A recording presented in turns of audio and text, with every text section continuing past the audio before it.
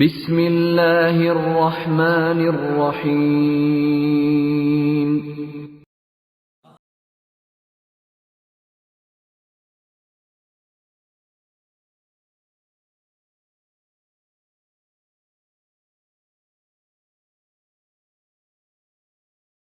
الزبير قال حدثنا سفيان قال حدثنا يحيى بن سعيد الأنصاري قال أخبرني محمد بن إبراهيم التيمي أنه سمع علقمة بن وقاص الليثي يقول سمعت عمر بن الخطاب رضي الله عنه على المنبر قال سمعت رسول الله صلى الله عليه وسلم يقول إنما الأعمال بالنيات وإنما لكل امرئ ما نوى فمن كانت هجرته إلى دنيا يصيبها أو إلى امرأة ينكحها فهجرته إلى ما هاجر إليه۔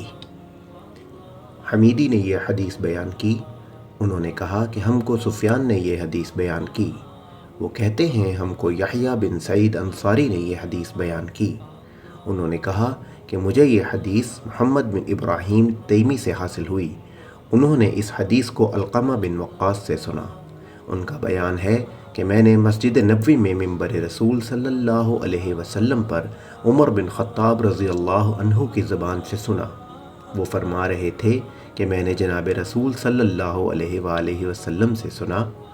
آپ صلی اللہ علیہ وآلہ وسلم فرما رہے تھے کہ تمام اعمال کا دار و مدار نیت پر ہے، اور ہر عمل کا نتیجہ ہر انسان کو اس کی نیت کے مطابق ہی ملے گا۔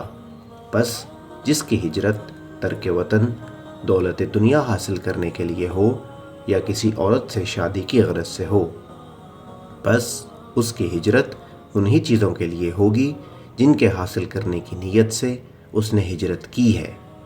صحیح بخاری حدیث number 1۔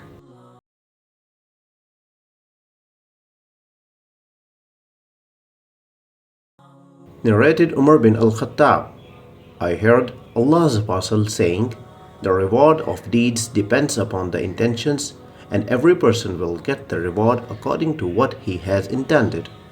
So, whoever emigrated for worldly benefits or for a woman to marry, his emigration was for what he emigrated for. Sahih al-Bukhari, Hadith number 1۔